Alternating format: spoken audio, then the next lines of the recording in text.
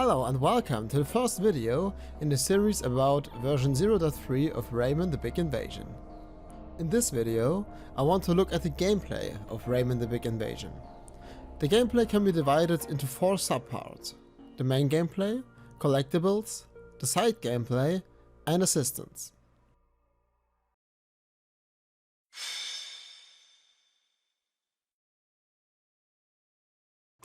As often mentioned, version 0.3 will contain 6 full-fledged levels. These form the main gameplay. They also form the story. Version 0.3 will be divided into chapters, unlike version 0.2. Each level will be a chapter in the story. For me, gameplay in action-adventure video games can usually be divided in these 3 or 4 categories: jump and run passages, fights, puzzles, and eventually hide-and-seek passages. In order to make the gameplay as varied and innovative as possible, I try to alternate these 3 big parts in planning of a level. Through new environments or abilities of Rayman, there will always be different tasks in the respective areas. Let's take the jump and run part as an example. Of course, there are normal jump and runs with blocks, as you know it from Minecraft. However, there will be purple rooms later in the game, for example. These then also fall into the jump and run area, but function completely differently and provide a new mechanic. In this way, I try to make every gameplay always new and exciting, so that no task is duplicated. Each level will have some new mechanics that will be exclusive to that level. This will also make each level unique in terms of gameplay, and hopefully make the overall gameplay very fun and varied.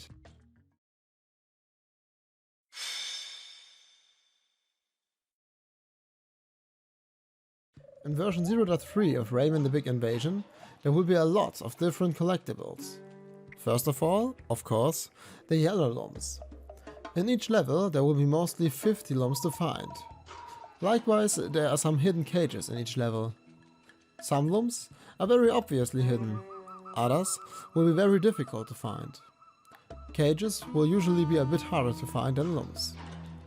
As in version 0.2, there will be the things from Rayman 1 to find in each level. In Rayman the Big Invasion, they are the currency, similar to rupees in Zelda. The special thing about them is that there are many to be found in each level, but they disappear in one area as soon as the player dies. High skill is thus rewarded with many things.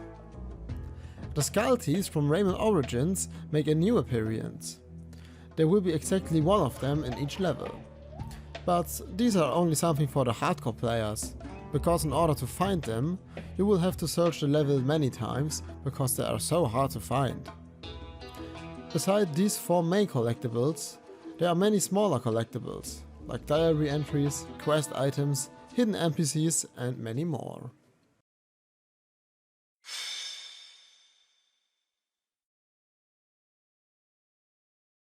Besides the story and the main gameplay, there will be a lot of side gameplay. Before and after each level, there will be the possibility to visit Acropolis, the capital in Rayman's world. There is a lot to discover here. As probably the most important point, the player can use his found collectibles here. There will be some stores where things can be spent. For example, you can buy items to make the gameplay easier. To name examples, there will be an item that helps the player find missing lumps, have more lives, etc.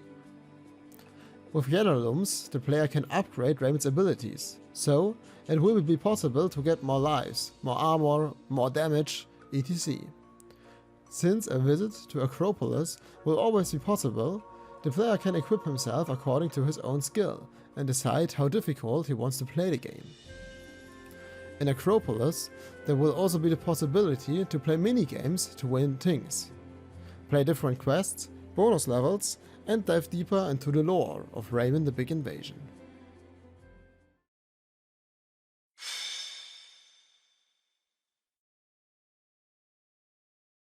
I'm aware that many players from the Rayman community are not Minecraft experienced. Also, there will be many players who may not be up for difficult puzzles. In order for as many players as possible to have fun with Rayman the Big Invasion, there are a few things to help. First, there's a prologue. This also serves as a tutorial. In it, everything is described very precisely. I try to keep everything very compact and directly connected to the story, like in Rayman 3. Whenever there's a new game mechanic, Murphy, as Rayman's faithful companion, will introduce and explain it.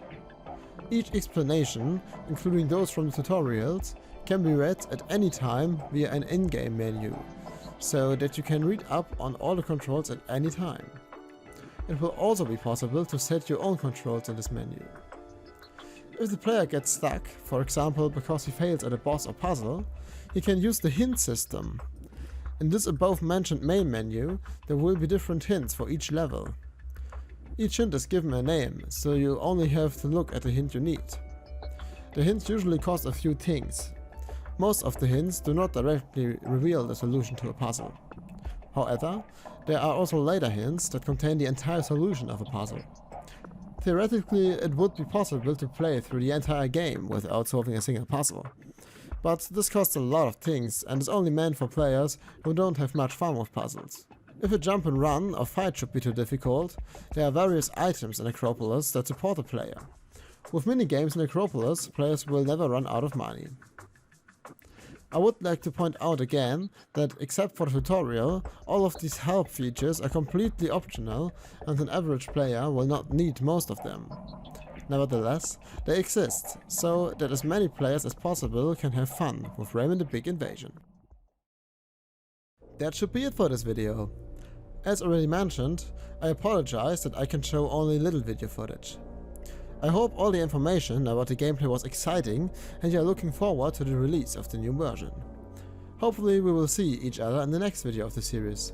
Thank you for watching and have a nice day. See you next time.